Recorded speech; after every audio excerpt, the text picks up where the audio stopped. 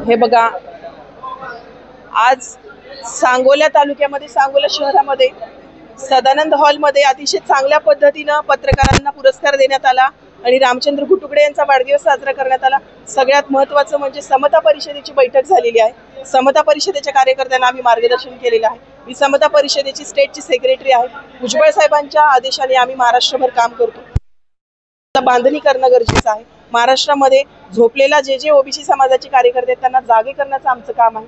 त्या अनुषंगाने आमचा दौरा होता। समता परिषद वाढवण्याच्या अनुषंगाने आमचा दौरा होता आणि जी जनगणना आदरणीय मोदीजींनी डिक्लेअर केलेला आहे, जनगणना होणार आहे, ती जनगणनेमध्ये आमचे ओबीसी कशा पद्धतीने सहभागी होतील, चांगल्या पद्धतीने जनगणना आपल्या समाजाची कसं पद्धतीने करतील याच्यासाठी सुद्धा मार्गदर्शन आज आम्ही केलेलं आहे। आणि छोट्या छोट्या गावखेड्यामध्ये समता परिषद ऑलरेडी 32 वर्ष झालं या सोलापूर तालुक्यामध्ये खूप मोठ्या पद्धतीने जिल्ह्यामध्ये होती, पण त्याची पुनर्बांधणी म्हणून आमचा हा दौरा चालू आहे। सांगोला तालुका हा भाई गणपतराव देशमुख यांच्या आशीर्वादाने कायम ओबीसींचा बालेकिल्ला राहिलेला आहे, ओबीसींचा आमदार राहिलेला आहे। पण हा इथे कुठेतरी गणपतराव भाई देशमुख यांच्या नावाने परत एकदा आपण तीव्र करूयात आणि जे कुठला दलित समाजाला मी सांगू इच्छिते, आपण एकत्र या। तुमचा नेता आदरणीय भुजबळ साहेब खमक्या नेता आहे, कुणालाही घाबरण्याची गरज नाही। सांगोल्यामध्ये वारंवार इथल्या तरुणांना आपण आता इथून पुढे बळ देणार आहोत। पक्ष वगैरे हे सगळं विसरून जे समता परिषदेमध्ये काम करतील त्यांच्या पाठीशी आम्ही ठामपणे उभा आहोत। कुठला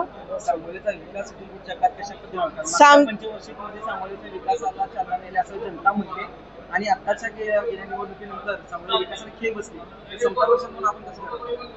सांगोल्याचा विकास आता चांगले आमदार भेटलेले आहेत तुम्हाला, ते उत्तर देतील। काय आमचे ते बंधूच आहेत, त्याच्यामुळे ते आमदार असल्यामुळे लोकप्रतिनिधी इथे ते आहेत, त्याच्यामुळे ते सांगू शकतील। आम्ही फक्त ओबीसीचा विषय घेऊन चाललेलो आहोत। बाकी जर कुठे काही ओबीसीच्या कार्यकर्त्यांना याच्या संदर्भात अडचण असेल ती अडचण आम्ही सोडू।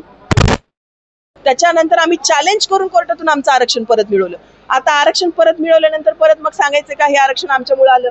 तुम्ही तर काहीच संबंध नाही, तुमचा ओबीसीचा संबंध काय? तुम्ही तर आम्हाला विरोध करणारे होतात ना, तुम्ही तर घर जाळायला सांगणारे होतात ना रोहित पवार। मग रोहित पवारांना सांगोल्यामध्ये एंट्री देऊ नये, त्यांचा बहिष्कार टाकावा ओबीसी समाजाला, हे माझं आव्हान असणार आहे। तुम्ही आता मगाशी म्हणलात की ज्या पद्धतीने राष्ट्रवादी काँग्रेस पार्टी ओबीसीच्या विरोधात काम करते, पण सध्या छगन भुजबळ साहेब हे राष्ट्रवादी काँग्रेस पार्टीचे एक मंत्री आहेत, तर त्यांचा ओबीसी आता जे आरक्षण आहे त्याच्याविषयी त्यांचा अजेंडा काय असेल त्यांनी तुम्हाला सांगितले का संदर्भात? हे बघा, आम्ही पक्षीय काही भूमिका घेणार नाही। मी असं म्हणलं नाही की कुठलाही पक्ष आमच्या विरोधात आहे। आमचे नेते कुठल्याही पक्षात असतील तरी त्या वेळेला ती भूमिका घेतात आणि ओबीसी आरक्षण वाचवण्यासाठी आपल्या मंत्रिपदाचा राजीनामा देतात। त्यामुळे पक्ष बाजूला ठेवून आम्ही सगळे ओबीसी म्हणून लढणार आहोत। साहेबांनी एकच सांगितले, ओबीसी म्हणून पक्षाचे जोडे ठेवून आमच्याकडे या। सरकार असताना ज्यावेळेस मंडल आयोग लागू झाला त्याच्या अगोदर भुजबळ साहेबांनी शिवसेनेच्या पदाचा राजीनामा देऊन राष्ट्रवादी काँग्रेस पार्टीमध्ये प्रवेश केला, पण आता जर ओबीसीला त्याच्या सरकार जर त्रास होत असतील तर भुजबळ साहेब राजीनामा द्यायला तयार आहेत का? ओबीसीच्या विषयासाठी साहेबांनी जेव्हा अंबडची पहिली सभा झाली, जरांगे पाटलांनी जेव्हा एल्गार त्यांचा पुकारला, नंतर आमचा ओबीसीचा एल्गार सुरू झाला, त्या एल्गारमध्ये एकमेव मंत्रिमंडळामध्ये असे नेते होते ज्यांनी राजीनामा अजितदादांच्या हातात दिला मुख्यमंत्र्याच्या, पण त्याचा गौप्यस्फोट हा खूप महिन्यानंतर झाला। असा कुठला नेता होता का ओबीसीचा ज्यांनी राजीनामा दिला? मंत्रिमंडळामध्ये एकमेव भुजबळ साहेब आहेत, त्यांनी ओबीसीच्या विषयासाठी अशी कितीतरी मंत्री पद ओवाळून टाकतील, असं आमचं नेता। जरांगे पाटील आता मुंबईला जाणार आहेत, त्याबद्दल काय सांगता? जरांगे पाटलांना माझ्या शुभेच्छाच असणार आहेत, पण त्यांनी जर आमच्या विरोधात भूमिका घेत असतील, घुसखोरी करण्याचा प्रयत्न करत असतील, ही घुसखोरी आम्ही हाणून पाडू। आमची पण ताकद तेवढीच आहे ना, 70% आहे ना।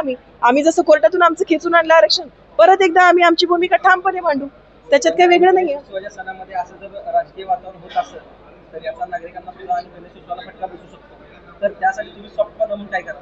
नाही, आता बघा, पुणे आणि मुंबई असं म्हणतात की काही होते आपल्या गणपती इथं बसू आणि विसर्जन तिकडे करू। आता काय ह्याची या संदर्भामध्ये कोर्टात याचिका चालू आहे आणि कोर्ट आता निर्णय घेईल त्यांचा मोर्चा होणार की नाही, पण तरी पण कोर्टाचं उल्लंघन जर करायचं असेल तर त्यांना शुभेच्छा आहे। कोर्टाने बंदी घातलेली आहे।